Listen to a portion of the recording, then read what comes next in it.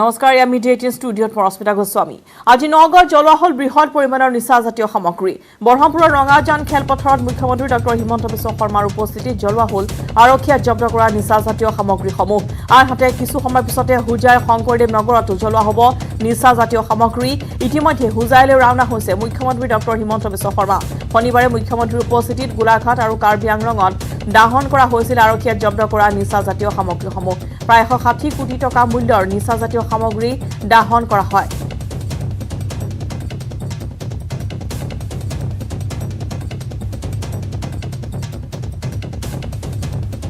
Naga দাহন heroin 9.377 KG গাঞ্জা 253.301 KG opium 977 গ্ৰাম tablet 2,71,904 আৰু হুজাই দাহন হ'ব হেৰোইন 324.732 গ্ৰাম গাঞ্জা 1015 কেজি টেবলেট 35,522 কেজি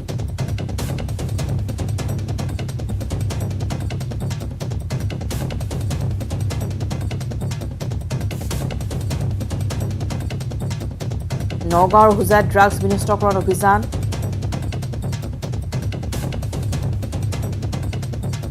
আৰু ইফালে মুখ্যমন্ত্ৰী আগমনক লৈ তৎপৰ হৈ পৰিছে হুজাই জিলা আৰক্ষী প্ৰশাসন দুপৰীয়া 1:30 মান বজাত বৰবহাৰ অস্থায়ী হেলিপেডত অৱতৰণ কৰিব মুখ্যমন্ত্ৰীৰ হেলিকপ্টাৰ সেই উপলক্ষে আৰক্ষী প্ৰশাসনে গঢ়ি তুলিছে কটকটীয়া নিৰাপত্তা বেষ্টনী উক্ত অস্থায়ী হেলিপেডৰ পৰা শংকৰদেৱ নগৰ খেলপথাৰলৈ ৰাওনা হ'ব মুখ্যমন্ত্ৰীৰ কনভয় আৰু তাতে দাহন কৰিবলগীয়া ড্ৰাগছ বিনষ্টকৰণ অভিযানৰ কাৰ্যসূচীত ভাগ ল'ব মুখ্যমন্ত্ৰী ডক্টৰ হিমন্ত বিশ্ব শৰ্মাই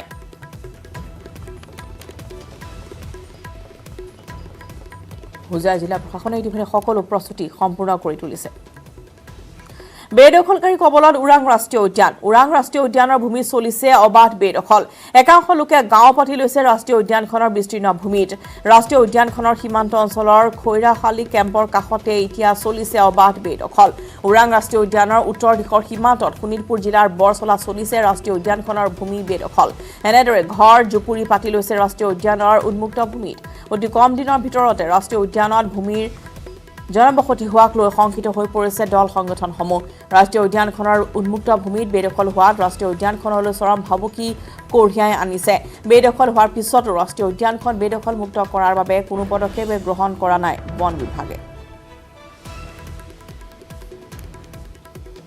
ৰাষ্ট্ৰীয় উদ্যানলৈকে এক ভাবুকি কঢ়িয়াই আনিছে ইয়াৰ এই ৰাষ্ট্ৰীয় উদ্যানখনত বিভিন্ন ধৰণৰ কিছু অনৈতিক কাম কিছুমান চলাই আছে ইয়াৰ চোৰাং ব্যৱসায় কিছুমান চলাবৰ কাৰণে তেখেতসকলে সুবিধা বিচাৰি থাকে আৰু সেই গতিকে এই অঞ্চলসমূহত যিসমূহ চৰকাৰী ভূমি আছে অতি শীঘ্ৰে এই ভূমিসমূহ বেদখল মুক্ত কৰিব লাগে আৰু বৰ্তমান চৰকাৰখনক মোৰ এই আহ্বান জনাইছোঁ পশ্চিম ঢেকিয়াজুলি আঞ্চলিক ছাত্ৰ সন্থাৰ ফালৰ পৰা অসম চৰকাৰ আৰু বিভাগীয় মন্ত্ৰীক আহ্বান জনাইছোঁ যে এই দাঁতকাষৰীয়া অঞ্চলবোৰত যি সন্দেহজনক নাগৰিকসকল আছে তেওঁলোকক উচ্ছেদ কৰাৰ ব্যৱস্থা গ্ৰহণ কৰক নহ'লে এই ওৰাং ৰাষ্ট্ৰীয় উদ্যানৰ যিবোৰ জীৱ জন্তুৰ প্ৰতি ভাবুকিৰ সৃষ্টি হৈ আছে সেয়েহে আমি পশ্চিম ঢেকিয়াজুলিৰ ফালৰ পৰা অসম চৰকাৰৰ এইটো বহু বছৰ হৈ গৈছে কাৰণ তেওঁলোকে ইয়াত কাৰেণ্টৰ ব্যৱস্থা কৰি দিছে বহুত বিভিন্ন ধৰণৰ ইয়াত আছে 10 কোভিড সৃষ্ট পৰিৱেশৰ বাবে মাজুলীৰ পশুপালক আৰু দুগ্ধ ব্যৱসায়ীসকলৰ মাজত হাহাকাৰ দৈনিক 1000 লিটাৰ গাখীৰ উৎপাদন কৰা পশুপালক আৰু দুগ্ধ ব্যৱসায়ীসকলৰ এতিয়া পানীত হাঁহ নচৰা অৱস্থাৰ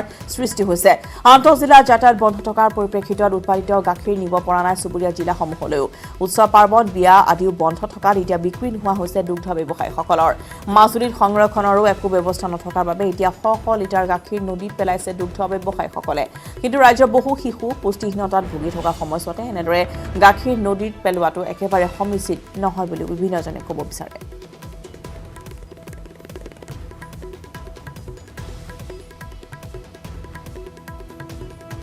আৰু আগবাঢ়িছো এখন ভাস্কৰ কটকীয়া ৰিপৰ্ট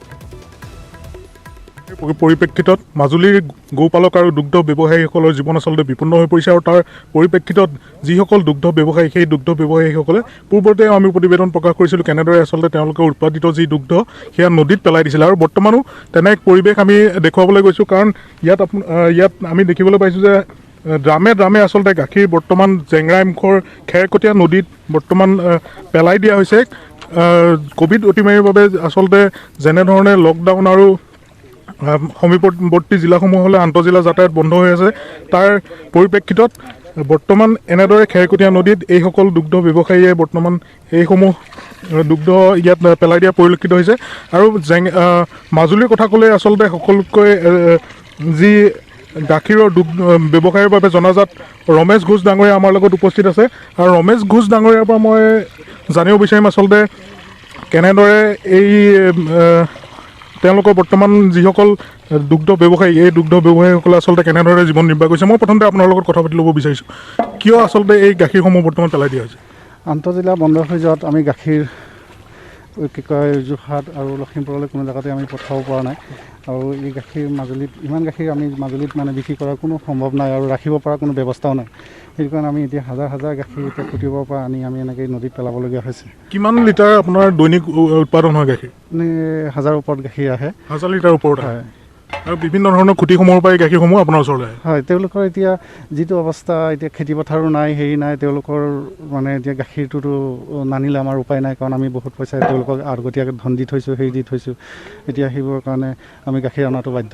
মই অন্য এটা কথা আপোনাক সুধিব বিচাৰিম, আপুনি যিহেতু বহুদিন ধৰি পেলাই গাখীৰৰ ব্যৱসায়ৰ লগত জড়িত, ইয়াৰ সমান্তৰালভাৱে গাখীৰ ষ্টক কৰিব পৰা, সংৰক্ষণ কৰিব পৰা কোনো ব্যৱস্থা নাই নেকি, বা ইয়াৰ পৰা চানা বনাই পেলাই মিঠাই হিচাপে বিক্ৰী কৰিব পৰা ব্যৱস্থা নাই নেকি? তেনেকুৱাতো কোনো হেৰি ব্যৱস্থা নাই।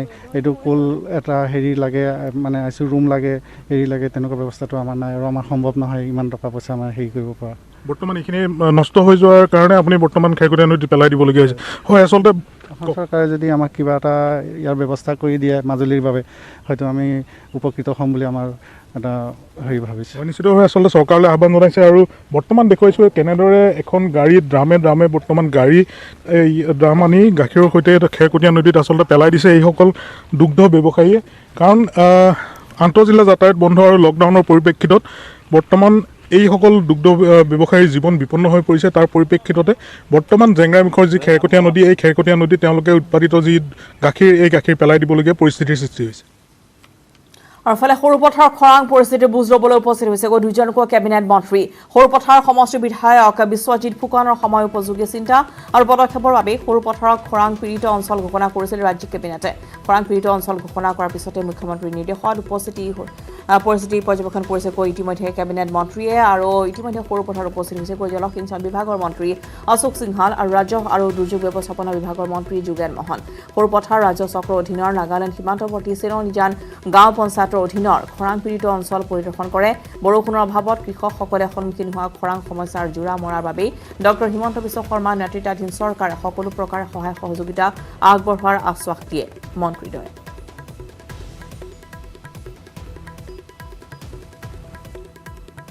যোৱা বুধবাৰ যিটো কেবিনেট হৈ গ'ল, তাত প্ৰস্তাৱ লোৱা গ'ল যে সৰুপথাৰ সমষ্টিৰ 21টা আৰু গোলাঘাট সমষ্টিৰ 6টা পঞ্চায়ত আমি ড্ৰাউট এৰিয়া ডিক্লেয়াৰ কৰিছোঁ, খৰাং অঞ্চল ডিক্লেয়াৰ কৰিছোঁ। আৰু তাত কৃষক ৰাইজক আৰ্থিক অনুদান কিদৰে আগবঢ়াব পাৰি ৰাজহ মন্ত্ৰীক এই নিৰ্দেশ দিলে। আৰু আগন্তুক দিনবোৰত কেনেকৈ জলসিঞ্চনৰ জৰিয়তে ভৱিষ্যত যদি এই সমস্যাটো হয়ও তথাপিও কৃষক এজন খেতি কৰিব পাৰে, তাৰ ব্যৱস্থা কৰাৰ দায়িত্ব মোক দিছে জলসিঞ্চন বিভাগে। আগন্তুক দিনত বিধায়কৰ লগত কথা পাতি এটা ধুনীয়া প্ৰকল্প নিৰ্মাণ কৰাৰ পৰিকল্পনাৰে আমি আগবাঢ়ি যাম। ইয়াতে ফুটবল খেলি পোৱা অৱস্থা হৈ আছে, গতিকে এইটো সঁচাই দুখজনক। আজি এই প্ৰকৃতিৰ এনেকুৱা ধৰণৰ আজি হয়তো কিবা গ্ল'বেলাইজেশ্যন বা আনকি বিজ্ঞানীসকলে ক'ব এইটো কিয় বৰষুণ হোৱা নাই, গতিকে এইখিনি ৰাইজৰ যথেষ্ট ক্ষতি হৈছে। আমি জনা তথ্যমতে সৰুপথাৰ সমষ্টিৰ 21টা পঞ্চায়ত আৰু গোলাঘাট সমষ্টিৰ 6টা, 27টা পঞ্চায়তত এই খৰাং পীড়িত অঞ্চল হৈ আছে। আৰু গোটেই 27টা পঞ্চায়তে আমি খৰাং পীড়িত এটা পঞ্চায়ত বুলি ঘোষণা কৰা হ'ল, যোৱা কেবিনেটত ঘোষণা হৈছে। আৰু আমি লগে লগেই আমি এটা সেই আজি ভ্ৰমণ কৰিছোঁ। আৰু ইয়াত যি ব্যৱস্থা ল'ব লাগে আমি ল'ব লাগিব, কাৰণ এইখিনি ৰাইজ আমাৰ ৰাইজ, এইখিনি ৰাইজক আমি সকাহ দিয়াটো দুৰ্যোগ ব্যৱস্থা। ৰঙিয়াৰ পৰা পুনৰ চলিব ৰঙিয়াৰ মুখক চেলেং যাত্ৰীবাহী পেছেঞ্জাৰ। কাইলৈৰ পৰা পুৱা 7:20 প্ৰতিদিনে চলিব ৰেলগাড়ীখন। আৰু কোভিডৰ দ্বিতীয়টো ঢৌৰ বাবে ৰেল বিভাগে চলাচল স্থগিত ৰাখিছিল এই পেছেঞ্জাৰ ৰেলখন। যাত্ৰীৰ সুবিধাৰ্থে প্ৰতিদিনে এতিয়া পুনৰ চলিব এইখন ৰেল। এই কথা সদৰি কৰিছে উত্তৰ পূব সীমান্ত ৰেলৱেৰ প্ৰবন্ধক VA মালেগাঁওকাৰে। ইফালে 2023ৰ ভিতৰতে শৰাইঘাটত হ'ব দ্বিতীয়খন ৰেলৰ দলং। বঙাইগাঁৱৰ পৰা ৰঙিয়া হৈ গুৱাহাটীলৈ ৰেলপথ দ্ৰুতকৰণৰ সমান্তৰালভাৱে নিৰ্মাণ হৈ উঠিব দ্বিতীয়খন ৰেল দলং।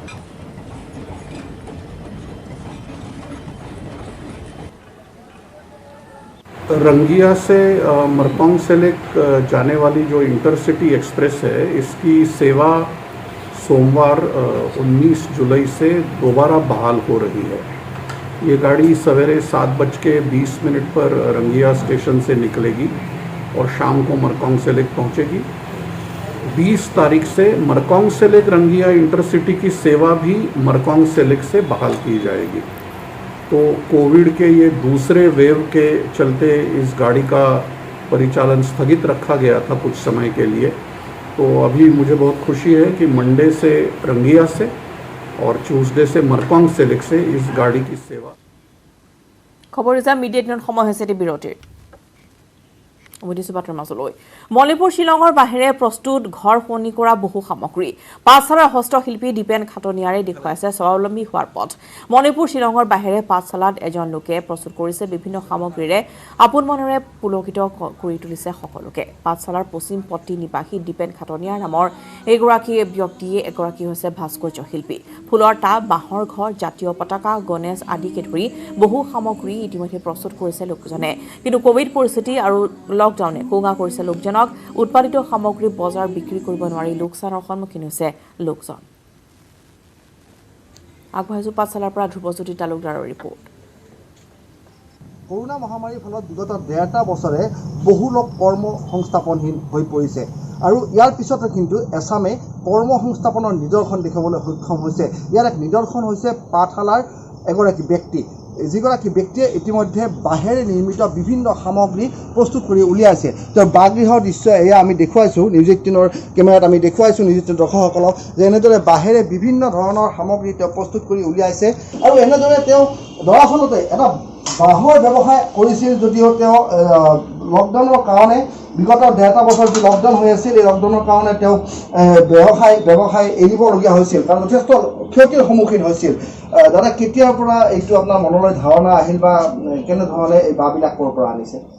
যেতিয়া মই তাৰমানে এইটো মই বাঁহৰ ডিপু এটা আছিল, বাঁহৰ বিজনেছ কৰিছিলোঁ। মই মহাৰাষ্ট্ৰ হায়দৰাবাদত মই পঠাইছিলোঁ। মহাৰাষ্ট্ৰ হায়দৰাবাদত পঠাই যেতিয়া তাৰমানে লকডাউন আহিলে, লকডাউনৰ পিছত হয়তো মই বহুত লছ খালোঁ। মই যথেষ্ট টকাই লছ হৈছিল। গতিকে মই যিহেতু এইটো বাঁহ তাৰমানে মই আমাৰ অসমত মই যিটো তাৰমানে তৈয়াৰ কৰিছোঁ যে এইটো অসমত পোৱা নাযায়, এইটো অৰুণাচলত পোৱা যায়। আৰু বাঁহটো মই নিজেই তাৰমানে স্বাৱলম্বী হোৱাৰ কাৰণে মই আমাৰ নিজৰ ঘৰৰ বাঁহেৰে তাৰমানে মই কিছুমান বস্তু তৈয়াৰ কৰিছিলোঁ।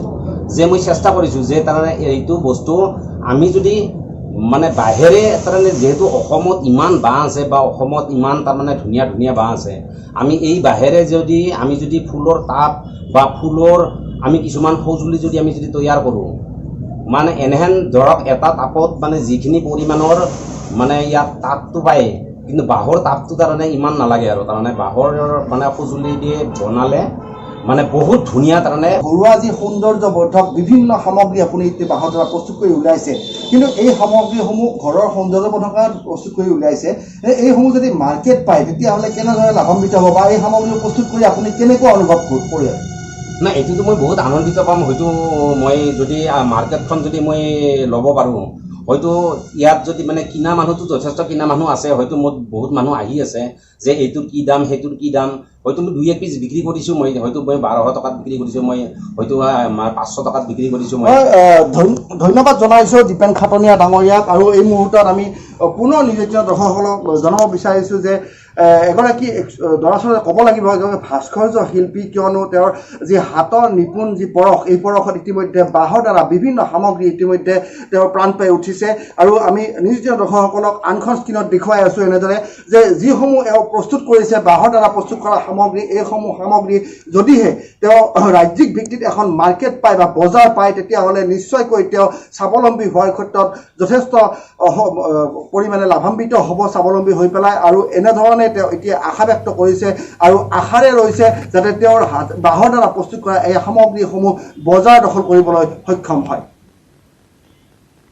যোৰহাটত কিছু শিথিল কৰা হৈছে সান্ধ্য আইন প্ৰথমবাৰৰ বাবে শনিবাৰৰ দিনটো যোৰহাটত সংক্ৰমণৰ হাৰ হ্ৰাস পালে 1.86%লৈ ইয়াৰ পূৰ্বে 2% তললৈ অহা নাছিল যোৰহাটৰ কোভিড সংক্ৰমণৰ হাৰ পৰৱৰ্তী নিৰ্দেশ নিদিয়া পৰ্যন্ত যোৰহাটৰ 24 ঘণ্টাই বাহাল থাকিব কাৰফিউ গেলামালৰ দোকানসমূহ পুৱা 8 বজাৰ পৰা 3 বজালৈ খোলা ৰাখিব পাৰিব পুৱা 4 বজাৰ পৰা বিয়লি 3 বজালৈকে খোলা থাকিব গেলামালৰ পাইকাৰী দোকান বন্ধ থাকিব শাক-পাচলি ফল-মূলৰ বজাৰ ৰাস্তাৰ কাষতে বিক্ৰী কৰাৰ পৰিৱৰ্তে দোকানত বিক্ৰী কৰিব পাৰিব শাক-পাচলি ফল-মূলসমূহ বন্ধ থাকিব সকলো চৰকাৰী বেচৰকাৰী কাৰ্যালয় অন্যান্য ব্যৱসায় প্ৰতিষ্ঠানসমূহ বন্ধ থাকিব ই-কমাৰ্চ খোলা থাকিব কিন্তু ই-কমাৰ্চৰ লগত জড়িত লোকে 3 দিনৰ মূৰে মূৰে কৰিব লাগিব Covid test restaurant hotel dhaba আদি বন্ধ থাকিব 1 বজালৈকে খুলিব পাৰিব কোল্ড ষ্টৰেজসমূহ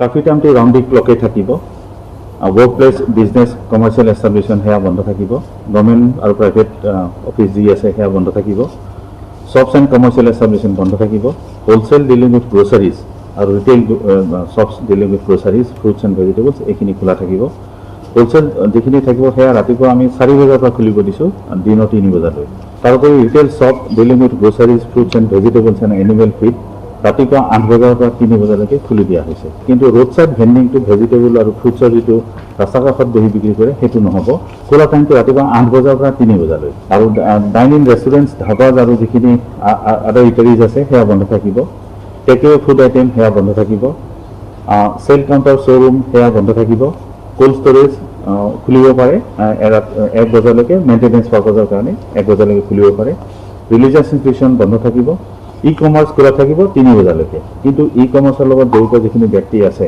তেওঁলোকে প্ৰতি 3 দিনৰ মূৰে মূৰে তেওঁলোকৰ ৰেপিড এণ্টিজেন টেষ্টটো কৰাব নেটৱৰ্ক এদিন ফেডাৰেল বেংকৰ সঞ্জীৱনী গাড়ী কোভিডৰ কবলত পৰা দেশৰ সকলো জিলা ভ্ৰমি পৰিছে ভেকচিনৰ গুৰুত্বৰ বিষয়ে সজাগতা সৃষ্টিৰ প্ৰয়াসত আমাক সহযোগ কৰক আমাৰ সঞ্জীৱনী গাড়ীখন আজি ক'ত আছে চাওক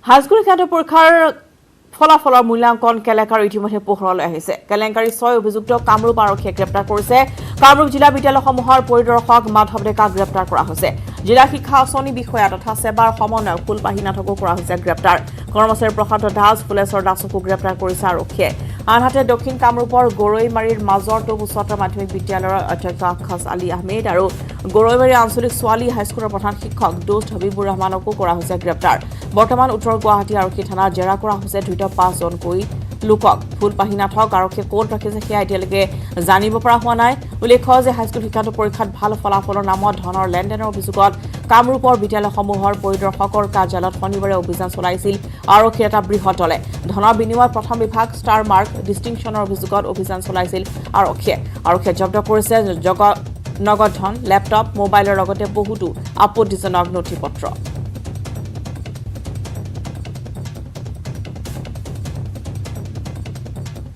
আফলে দক্ষিণ কামৰূপৰ দুখন স্কুলে নগদ ধন দিয়াৰ অভিযোগ উত্থাপন হৈছে গৰৈমাৰী মাজৰটো উচ্চতৰ মাধ্যমিক বিদ্যালয় আৰু গৰৈমাৰী আঞ্চলিক ছোৱালী হাইস্কুল আৰক্ষী আটক কৰিছে গৰৈমাৰী মাজৰটো উচ্চতৰ মাধ্যমিক বিদ্যালয়ৰ অধ্যক্ষ আখাছ আলী আহমেদ আৰু গৰৈমাৰী আঞ্চলিক ছোৱালী হাইস্কুলৰ প্ৰধান শিক্ষক দোষ্ট হবিবুৰ ৰহমানক অভিযানত বহু আপত্তিজনক নথিপত্ৰ ইতিমধ্যে 6 গাঁৱৰ আৰক্ষীয়ে জব্দ কৰিছে ফলাফল ঘোষণা কৰা ধনৰ লেনদেন কৰাৰ অভিযোগ দুয়োগৰাকী প্ৰধান শিক্ষকৰ বিৰুদ্ধে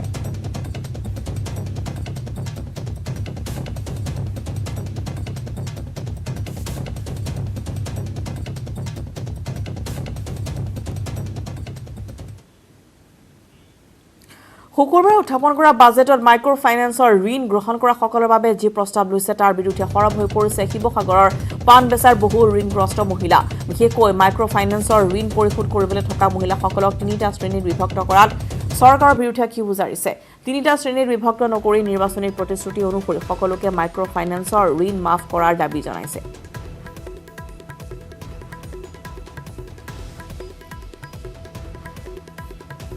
আৰু আজি এখন প্ৰদীপ গগৈৰ ৰিপৰ্ট বিত্তমন্ত্ৰী অজন্তা নেওগে শুকুৰবাৰে যি বাজেট উত্থাপন কৰিছে সেই তাত উল্লেখ কৰিছে যে মাইক্ৰ' ফাইনেন্সৰ পৰা ঋণ গ্ৰহণ কৰিছিলে সেইসকলৰ ভিতৰত যিসকল মহিলাই নিয়মিতভাৱে তেওঁলোকে ঋণ পৰিশোধ কৰি আছিলে আৰু বৰ্তমানেও কৰি আছে সেইসকলক 25,000 টকাকৈ উদ্যোগনীমূলক এক 25,000 টকাকৈ দিয়া হ'ব আৰু যিসকলে 3 মাহলৈকে ঋণ পৰিশোধ কৰা নাই সেইসকলক 3 মাহৰ সেই পৰিশোধ কৰিবলগীয়া ধনখিনি ৰেহাই দিব আৰু বাকী তৃতীয় শ্ৰেণীটো অন্তৰ্ভুক্ত কৰিছে মুঠ 3টা শ্ৰেণীত অন্তৰ্ভুক্ত কৰি মাইক্ৰ' ফাইনেন্সৰ ঋণ গ্ৰহণ কৰাসকলক সাহায্য দিয়াৰ এক প্ৰচেষ্টা লৈছে। বাইদেউ চৰকাৰে যিটো পদক্ষেপ লৈছে এই ক্ষেত্ৰত আপোনালোকে সন্তুষ্ট নে অসন্তুষ্ট?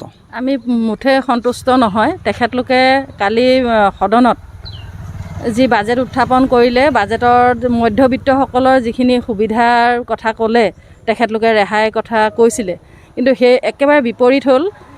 নিৰ্বাচনৰ আগত তেখেতে যিটো প্ৰতিশ্ৰুতি দিছিলে যি সকলো ঋণগ্ৰস্ত মহিলাক ঋণ মাফ কৰা হ'ব তাৰ পৰিপ্ৰেক্ষিতত এতিয়া তেখেতলোকে যি আইনলৈ পৰিণত কৰিলে এই আইনৰ 3টা ভাগত বিভক্ত কৰি দিছে আৰু 3টা ভাগত বিভক্ত কৰি দিয়াৰ হেতুকে মধ্যবিত্তৰ বহুত মহিলা এতিয়া ঋণ পৰিশোধ কৰাৰ ঘৰতহে পৰিব। তেওঁলোকে ঋণ মুক্ত নহ'বগৈ, নিজে নিজে পৰিশোধ কৰিবলগীয়া হ'ব আৰু তেনেকুৱা এটা অৱস্থা হ'বলৈ গ'লে মহিলাসকল মৃত্যুমুখী হ'ব। কাৰণ আগত বহুতো মহিলা মৃত্যুমুখী হোৱাৰ কাৰণেই আমাৰ এই প্ৰতিবাদ কাৰ্যসূচী আগবঢ়াই নিয়া হৈছিলে। আৰু এগৰাকী ঋণগ্ৰস্ত মহিলা সমস্যা মিডিয়া